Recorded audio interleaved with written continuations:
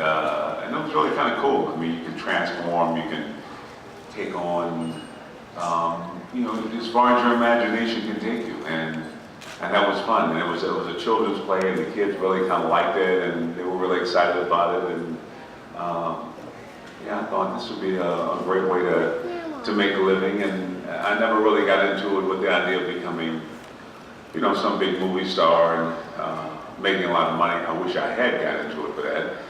Sometimes the prayers you pray, make sure you put all the details in. I just want to be a working actor, which I am, and I'm very thankful. But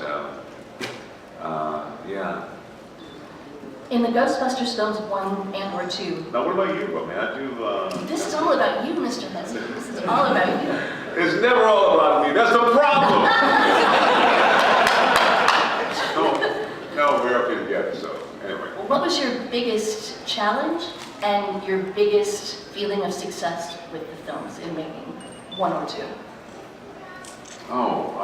The biggest challenge, I think, was just sort of finding a place at the table. Danny, Harold, Bill, Ivan Reitman, their egos are pretty strong. So when you're kind of in the middle of it, and you know that you're kind of the low man on the totem pole, and how do you kind of do what you do and still, at the end of the day, really like these people. And so it was just kind of figuring out, and it was a learning lesson, it was a growing lesson. So the biggest challenge was, they said this, and I'm like, what the hell does that mean? And is it personal? And do I knock this guy out, or do I kind of? So figuring all that stuff out, I think, was the hardest thing. Some light lessons. How come I'm not on the poster? Why is that? Why it's just stuff like that you kind of, and I go, it's okay. I think the biggest thing my grandmother who raised me used to say, you have to make peace with what is. You can dream about the future, and you can do things now to maybe change the future, but right now, what is what is. And you can either hate it, or you can find a way to make peace with it. And so a lot of that was like, okay, all right, I don't want to hate it, and so how do I make peace with it? That was the hardest part, but it was a lot of fun. It was a lot of, to realize that, to be in a big movie and a movie that people really responded to, people really liked, to see a personality on screen get confused with the personality of who you are, and people showing up at your door who just got in from Cincinnati and knock, and you feel like you're the local tourist attraction. So all those things, it was an adjustment. It was an adjustment in terms of the perception of the industry as opposed to the reality in terms of, they just make them to look well. If they look good enough to fake it, we're good. But I've seen some pretty elaborate stuff that you guys have put together. It's pretty extraordinary. I tried to piece together a suit, and it was a disaster. So, I know I'm not one to do that, but I'm really impressed with it. And even the cars, I've seen every kind of ectomobile you can imagine. And even a motorcycle ectomobile. So it gets pretty creative. And I'm sorry, what? I missed that one. I've got to find that one. Yeah, no, I can't remember I saw that. It's pretty amazing. I'm sorry, your question. You've probably gotten this question a lot before, but what's the point of asking again? I want to hear this one. I want to hear your version of it straight from you, because I don't want to trust everything I read on the internet. All right. Ghostbusters 2. I know you addressed this just a couple weeks ago, probably with some guys on a podcast. Right. What was your take on Winston being there at the beginning of the trial, but not throughout the trial? Well, what I was talking about earlier, it was one of those growing things of how do I make sense out of this, because it doesn't make any sense. The first movie, the original script, I came in the very beginning of the movie, and the character was very, very involved, and then by the time we got ready to shoot it, that had all changed. And it was very, very hard for me to adjust to. It was really hard, because I settled for a lot less money than I should have taken, because of the role, and then the role turned out not to be there. And so when we got ready to do the second Ghostbusters, and I was right in the very beginning of the movie, and then the character disappears again. So I can't answer that question. I have no idea who makes those decisions and why they make them.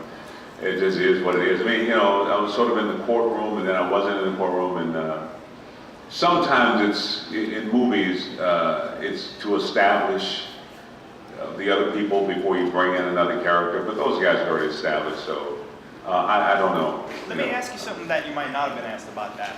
Right. Just from a standpoint of a fan, there is clearly content on the script that gets shot that doesn't make it to the final cut. Can you maybe recall any lines that maybe went to that, or involvement with the trial that they wound up cutting out that might have happened, so we can know? No, I wish there were, and I can answer the question. Man, I had so much stuff in the movie and it just didn't make the screen. No, there was nothing there. You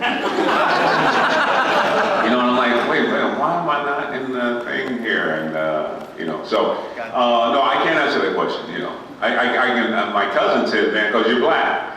But then he said that everything is because you're black, so I can't really trust him. But so I have no idea. Other than the studios are not, it's not a kind business. It's not the business to do the right thing or to do what seems fair unless there's a reason to include you.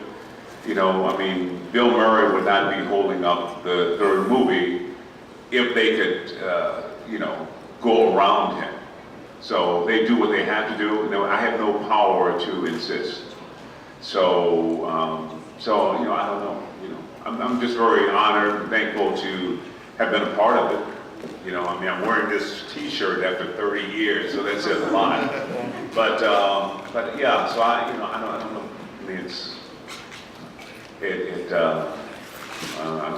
It is what it is. It is what it is, you know, and what are you gonna do? Favorite moment. Yeah, there's a couple. One, my probably favorite moment in the movie, and the first time I saw it was Bill Murray being the psychic, and he's hitting on the girl, and he has a guy turning the cards over, you know, and he's totally lying, but it's typical Bill Murray, and I just thought it was hilarious. The library, it's always a moment with my grandkids when I went in the library, when she sort of comes out, you know, and they run out of it. It's a great moment. In the movie, because they didn't pretend. I mean, that's exactly what you would do if that happened in the library. You'd run the hell out of there. So, but in terms of working, the scene with Danny in the car, I always like that, because it's a moment when we get to sort of settle down and talk to each other. And I think Danny felt the same way too. In fact, Bill Murray said it was his favorite scene. So. And the car ran really well, right? The car sucked. Honestly, God, I've yet to see an ectomobile that actually works right. Even when I think when they normally work well, once they put the ecto thing on it, it just breaks down. So It's like the shark in Jaws, right? They couldn't get Jaws to work most of the time. yeah, it would. They picked me up to do a promotion in LA. The brakes went out. You know, we went to the Chinese theater and it wouldn't start, so we had to have it towed away. It was just all a problem. We were shooting in New York on crosstown traffic, and it broke down for real. And so it was just always, we had to do the scene. We had guys running behind and pushing the car. So the car has always been a pain, you know. And a lot of guys, they make them, and I meet these guys, and they say, "Oh, come on, take a ride." I take a ride, and it breaks down, you know. Really weird about the ectomobile, but I love it. Maybe it's me, you know. No, normally, you know, cars are fine, but the ectomobile, in fact, I went to an auction in Phoenix. I can't remember the name. Barry Jackson. Barry Jackson, yeah. So they want to auction off an ectomobile. So they paid me to come there and stand by the car, you know, like the girl, put it out there, you know. Which I'm proud to say, how much you gonna pay me? Okay, I can do it. I mean, I'm good. So I go there, and they got this beautiful ectomobile. They said it was from they said original Ghostbusters car. I really think it was from the Universal studio, because it wasn't. I don't think it was in the movie. But anyway, so they get the car, they pull the car around. Now to drive it on stage, and of course the car breaks down. They can't drive it on stage. You have to push the car on stage. And still, I think, went for like $80,000. Yeah, I mean, so, you know, you got to spend $80,000 for a broke car. I'm like, okay, good luck with this thing, man. Anyway, yeah, went on to it. Yeah. Robin, do you have a favorite moment from the second movie? I think so. And it's if someone asks if you're a god, you say, Thank you. It's true, I love that moment. I love that. You never know which lines will sort of stand up, you know, when you do them. Most of my lines came from Ivan. Well, what about Ernie? He should say something. So it's like, I don't know, why don't you say I love this town? You know, and then you say it, and then it becomes a favorite line, or, you know. So but a lot of the lines kind of now people come up, especially one autographs, and you know, the Twinkie line was a lot of fun. You know. Looks familiar at the end who's scratching. He plays Duty in the movie Grease. Okay. He's a wonderful friend of ours, and he actually said, okay, I'll do it. So we got lucky. They're all great. Actually, all of them are very, very talented. So. What's the process for making a web series? Well, it's coming up with ideas, talking about it between Sean and myself, and then he writes. Sometimes it's quick, sometimes it takes him a little more time, depending on if there's writer's block, which happens, by the way. Yes. And then, Yes. exactly. And then once we have 3 scripts, we shoot three of those in one day, and it's about a 6-hour day. We do it 6 or 7 hours, because it's all one shot, one camera from the point of view of my husband, and we just knock it out. It takes about 2 hours for each episode to shoot. And then we have to coordinate schedules and make sure everybody's available and pick a day that everyone can be there. And we have fun. It's a party while we're doing it. I mean, as you can tell, we're all really goofy, so. So is that actually shot in your house, or is that somewhere else? Like a house? That's my apartment. Okay. Now, the funny part is we've redone everything that you've seen in the background. We have new paintings. We have a papasan chair instead of, a love seat. New couch. Everything is new, so we have to write something in now the next time we shoot. As to why you had new furniture? Like why we've redone it, yeah. So we have to incorporate a couple lines to kind of explain. Because we have 15 episodes where it all looks the same. So it should be fun. What was the process of coming up with this particular scenario and story? I just thought it would be fun to have a mother-daughter dysfunctional relationship. And actually, in the episodes that you saw, you don't even see my mother, who's played by Joanna, a very talented friend of ours. And we were just talking, going to the theater one day, and I'm like, I have an idea, and it might work, a mother-daughter thing. And then we saw my friend Joanna in a play. I'm like, that's her. We have to ask her if she's available. And she was, and it just worked out. So it's just popping around ideas. We didn't even have a script when I approached her. We just had an outline of an idea. We knew we wanted it to be very silly, and we kind of talked about a mama's family / office kind of thing, and it just kind of pieces fell together. So in theater, and so I know you probably love watching the shows and everything. What's your favorite musical, and what's your favorite song out of that musical? Anybody know the Book of Mormon, the musical? Woo! Hasadiga Ibawai. It's so not PC. It's really bad actually, but it's written by the creators of South Park, if you don't know. And the music is written by Avenue Q, the guy who wrote Avenue Q. And if you know Matt Stone, Trey Parker, it's South Park on crack.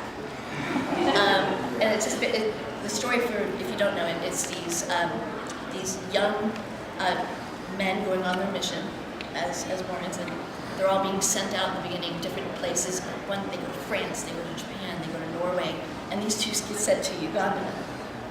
And mayhem ensues, but Hasadiga Ibawai is my favorite song. Book of Mormon is probably my favorite music. Good question.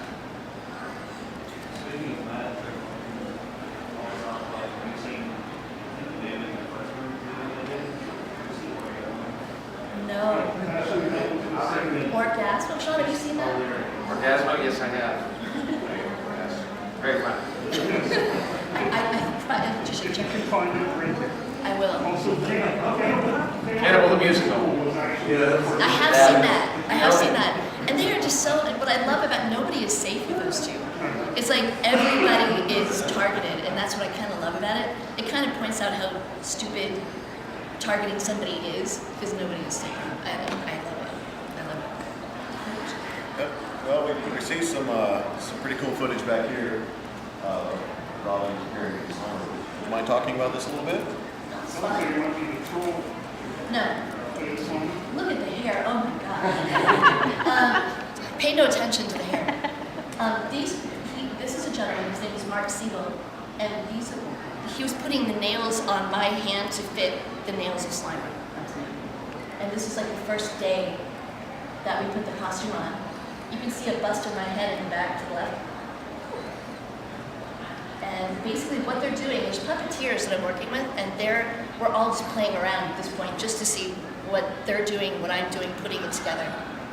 And the very last thing that we'll see is at the end of the day, and you can see the progression of how we all kind of started clicking and working together.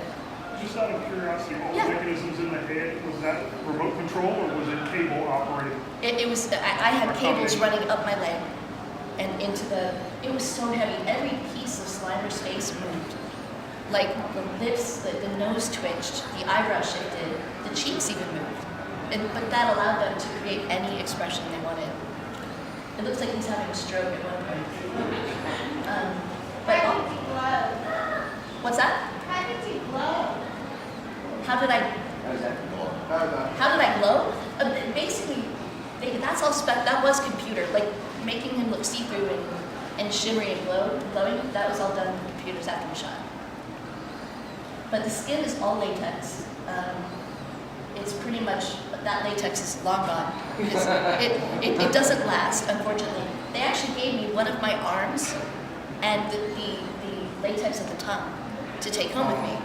And everybody's like, where is it? Well, I didn't put it in an airtight, it's dead. It just kind of, it disintegrated. It takes the last 3 or 4 years. So I was definitely those are the two customers in the back. The woman on the right's name is Camilla, and she was like the head customer. And this is me. We're just being silly. We're just playing around, just trying to see how everything works. I was asked that today, and that's a good question. No. And I attribute that to the people at Industrial Light and Magic. And even you hear about Jaws breaking down constantly, and even the Ecto, we heard Ernie, but not once. R2 in the first movie for Star Wars, yeah. Not once did the face break down or the mechanics break down. I'm the only one who ruined the shots sometimes. But it was perfect. It was literally perfect.